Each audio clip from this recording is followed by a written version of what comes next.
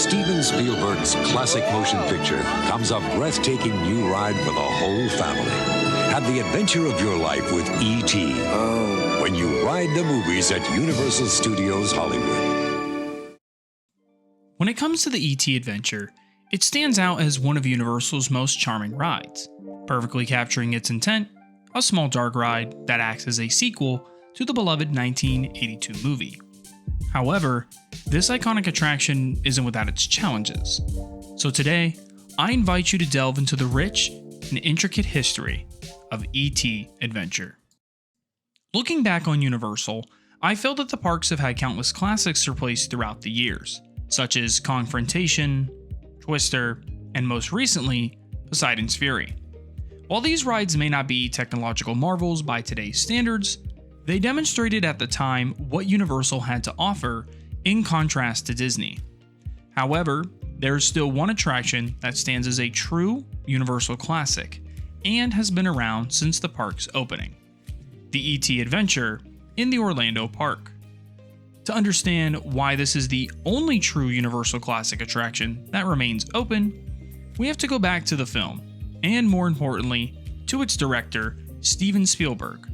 Spielberg is one of Universal's most renowned directors, helping bring to life countless classics such as Jurassic Park, Jaws, and Back to the Future. He is also the co-founder of Amblin Entertainment and DreamWorks Pictures, so it's safe to say that Spielberg has done a lot for Universal Studios. When it comes to E.T., however, it is one of Spielberg's most beloved films, not just by the public, but by Spielberg himself. In fact, the movie is inspired by Spielberg's childhood, referencing an imaginary friend he had, that being an alien, that he leaned on during his parents' divorce. And the storyline of E.T. reflects his past and conveys the idea of companionship and solace. Before diving into the ride's story, it's worth noting why E.T. Adventure remains unique to Universal Orlando. As one of the original attractions that opened with the park in 1990, it stands as the last remaining classic from that era.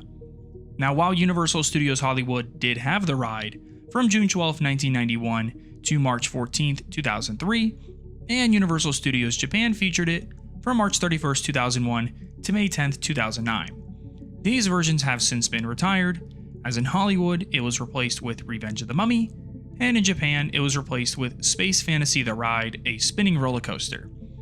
But the question is, why is the Florida attraction still open then? Like everything else, rumors were spread that Steven Spielberg was displeased with the closures of the other park versions. This sentiment is believed to be a key reason why the Florida attraction still thrives today.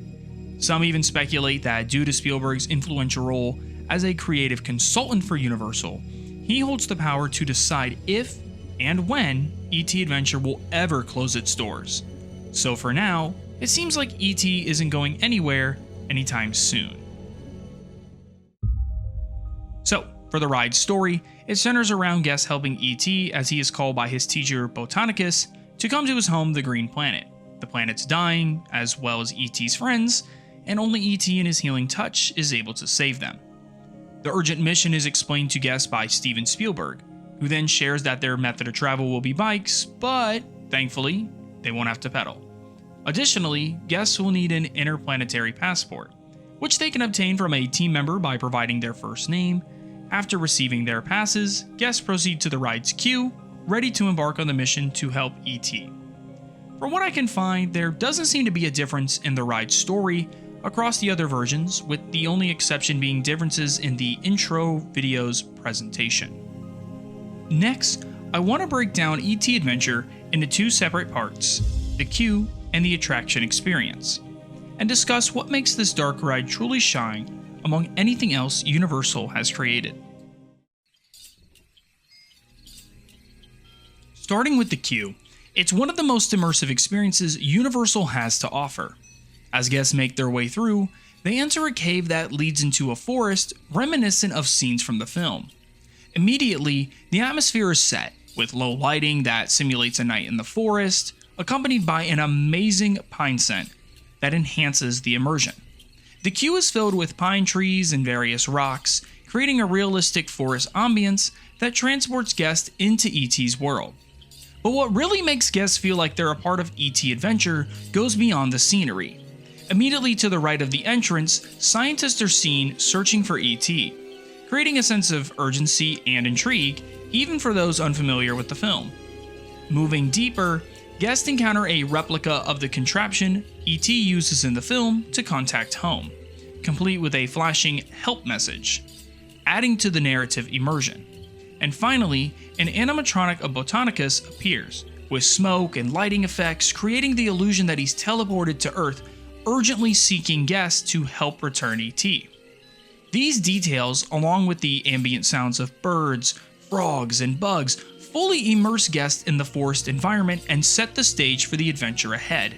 The queue isn't just a waiting area, it's a crucial part of the ride experience that builds anticipation and excitement.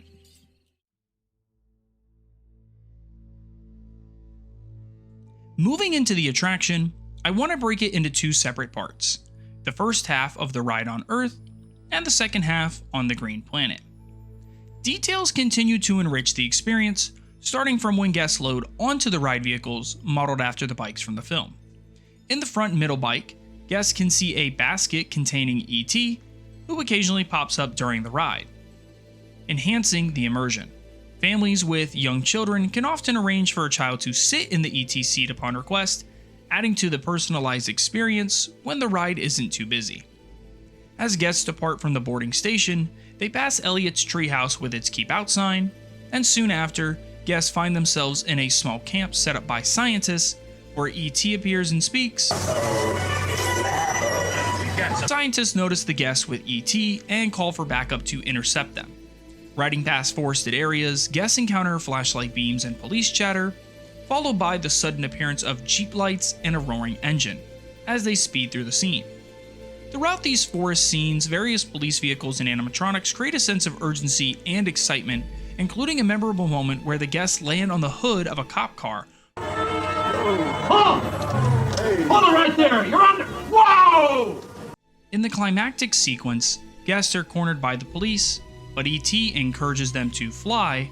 Miraculously, the bikes lift off and soar over the police, who react in amazement. This marks the transition to the second half of the ride, where guests are transported to the Green Planet.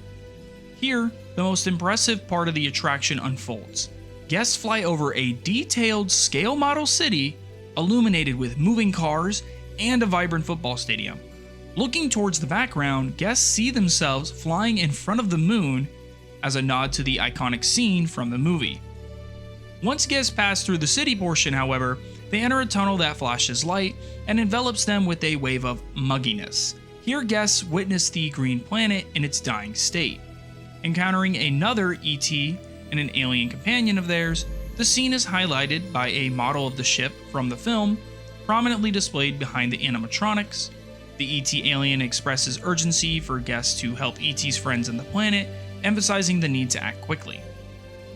Throughout this section, guests observe a light pattern symbolizing E.T.'s healing touch as he works to heal his friends and restore the planet.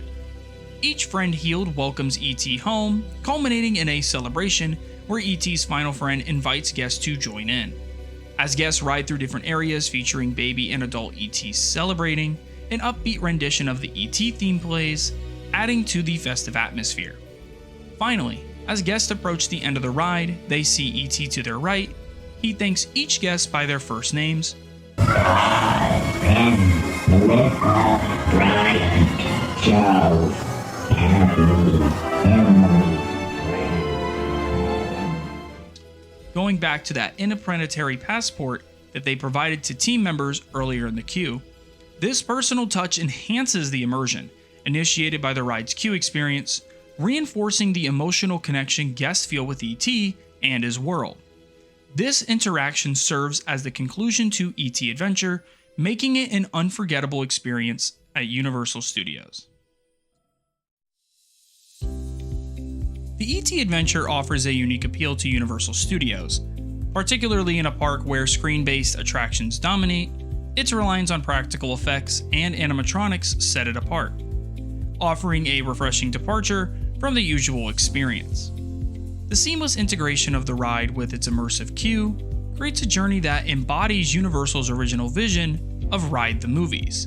This attraction effectively transports guests into the world of E.T., capturing the essence of Universal's original idea, and while it may not feature the most advanced technology in the park, its immersive qualities make it a standout experience, preserving an era that is increasingly rare within the park's current landscape. There's no doubt that E.T Adventure is a cherished treasure from the 90s that still graces the park today. However, it's also evident that the ride, despite countless refurbishments, is showing its age, and while some might clamor for its removal, I simply couldn't agree. For me, it's crucial for theme parks to preserve some of their classic attractions. They serve as a homage to the park's origins and a testament to early achievements. E.T Adventure isn't just a ride, it's a journey into nostalgia, capturing the magic of Spielberg's beloved film in a way that few attractions can. It evokes an era of rides that are increasingly rare today. In my opinion, it stands as one of the best dark rides in a theme park. And though it may be a relic from another era, it remains a unique and special part of the park and Universal's legacy. Despite the complications of closures in other parks and the challenges of keeping it open, I hold out hope that one day this ride will receive the true refurbishment it deserves. New animatronics, fresh coats of paint, and other enhancements that can breathe new life into this beloved attraction. Thank you all so much for watching. If you enjoy videos like this, make sure to like and subscribe, and stay tuned because in my next video, I'll be diving into the Jaws attraction.